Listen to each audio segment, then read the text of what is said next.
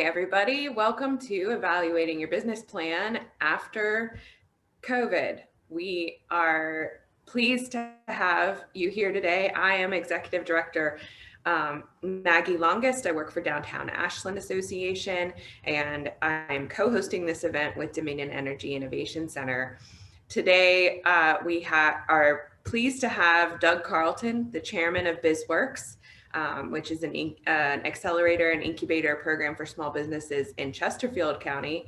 Doug is also a mentor at Startup Virginia and with Dominion Energy Innovation Center. So welcome, Doug, and thank you for sharing your experience with us.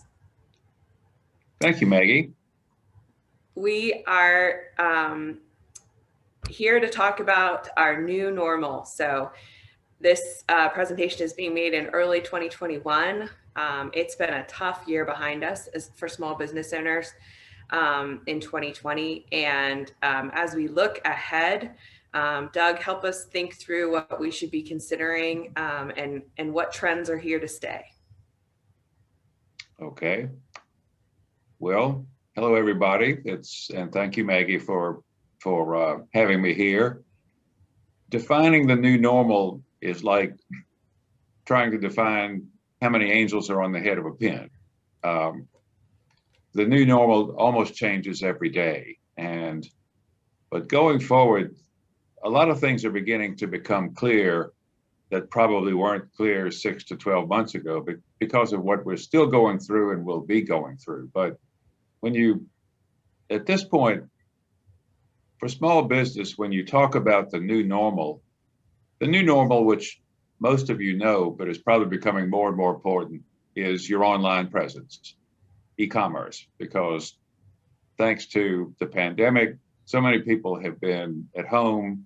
Everybody knows that so much stuff is being bought from Amazon and so many other online merchants. So if a small business owner does not have basically a first-class e-commerce operation and online presence, it's going to make it more difficult going forward because that's where people are going to go. And they may not be coming to your physical location if you have one, but if they want your product, they're going to go to your website. And so that's that. If there's one thing that describes the new normal, it's your online presence and how you do business online and whether you successfully can do business online. One thing to keep in mind too, because of what I was just talking about, we've been in this now for almost a year, and a lot of customers are likely to keep many of the behaviors that they have had since this thing started, particularly online shopping and things like that. So your customer prior to the pandemic did one thing, shopped one way, maybe even thought one way, were loyal to particular brands.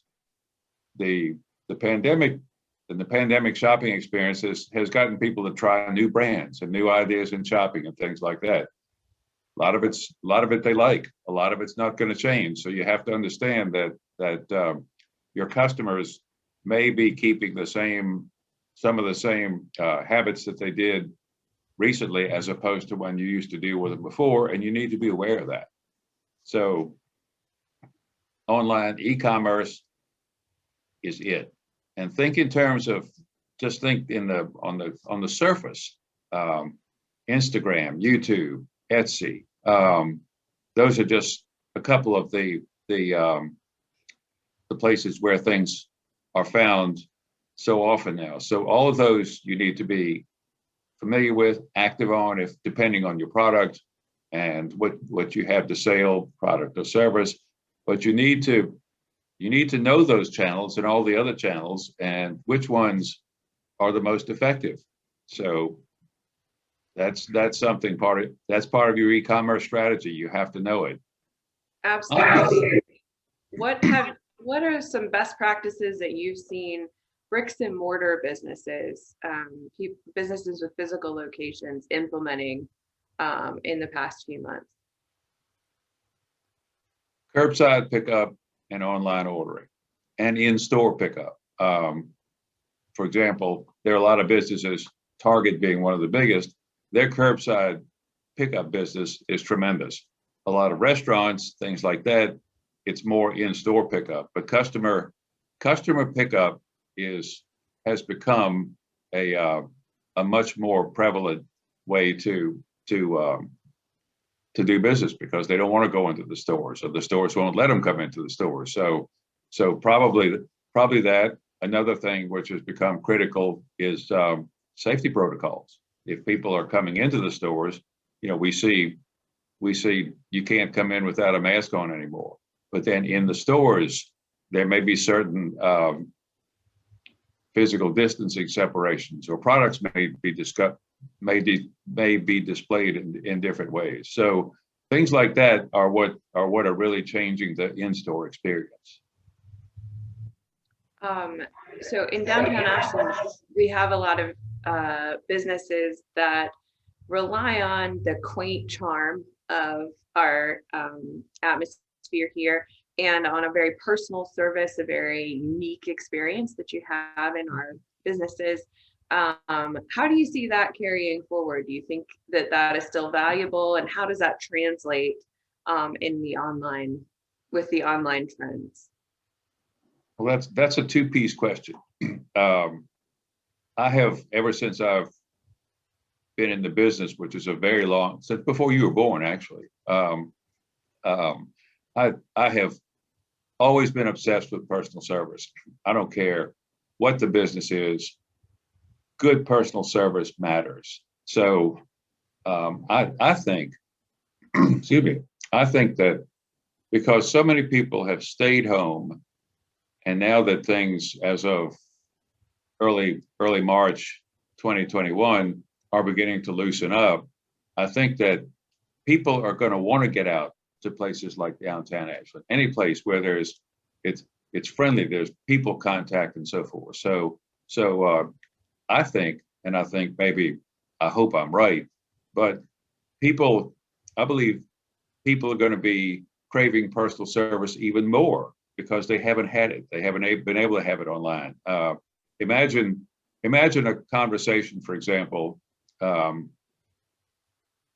You're looking for something, so you go to Amazon, there it is. Now, on the other hand, you walk into a store facing the railroad tracks before a train gets there, and you walk into a store, generally, especially in a place like downtown Ashland, more than likely you're going to meet the owner, or somebody close to the owner. So you might say, I'm looking for such and such. Do you happen to have one? So the owner says, yeah, we've got a couple of those and so forth. So let me show you. And then you say, well, now what? And the owner shows you, and you talk about it, and you say, well, maybe, do you have it in this size or this color or something like that? And yeah, we've got one. So you wind up, well, that's great. I think I'll take that. Now imagine that conversation on Amazon.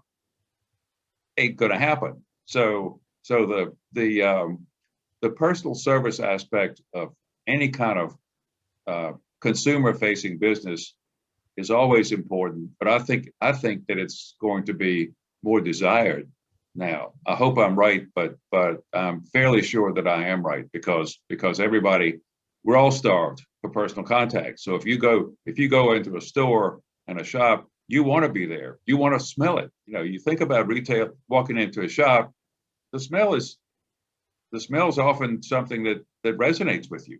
So there's the smell, there's the owner, a friend from a couple of blocks away or something like that, all of which to me works into the personal service. So if the owner makes personal service one of the most important things, I think it's going to pay off.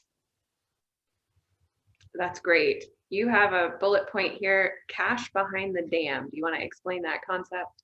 Sure.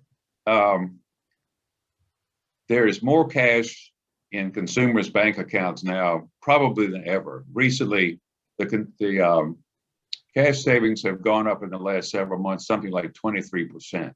And Americans have been saving an enormous amount of money. Banks have so much money, they can't lend it. So there's all this cash that's been sitting in people's checking accounts, because they haven't been able to go to the Iron Horse, or they haven't been able to go to a shop downtown or something like that. Plus, they've been setting cash aside for emergencies. So there's an enormous amount of cash sitting there, and people are going to want to start to spend it. There's a blog that will be coming, that I write, which will be coming out shortly, and I hit on a name for the recovery, and I've called it the pinata recovery, because whenever the bat, whatever, hits the pinata, there's going to be an explosion of cash. So I think, and I even saw it referred to in a Wall Street Journal article earlier this week. Somebody called it revenge spending. People are so tired of sitting in there. It's fun to buy something from Amazon or fun to buy something online, but it's not that much fun. And to buy it face to face, like we were talking about with the owner, I think there's going to be, especially since everything's getting better, more and more people are getting vaccinated, I think that dam is going to break. And when it breaks, I think all hell's going to break loose. At least that's what I hope. And I know the merchants hope that too. But there's all this money, there's all this cash that hasn't had any place to go. And if the economy is improving, people are going to be less worried about putting cash aside for emergencies and so forth. There's almost, as of whatever today is, March I can't even remember, but as of when the new stimulus package is approved, which is fairly sure there will be, $1,400 checks going into people's accounts, that's more cash. And the last stimulus payments, much of it went to pay down debt and into the bank. So you also, in terms of the cash behind the dam, you've got people with fairly low balances on their credit cards, and they're itching. The credit card in their wallet's itching. I can afford to go out and buy something. So there's the cash behind the dam. There's a tremendous amount of pent-up demand, I believe, and with people having so much cash, they're going to want to spend it. And if they can go to a nice shop, a nice restaurant, a place that's fun, friendly, warm, like a downtown Ashland, they're going to spend it. Well, thank you for sharing good news for small business owners as we look ahead. So that concludes our Defining the New Normal presentation, and we hope you'll follow on for our next one on as you get ready and do some forecasting for 2021.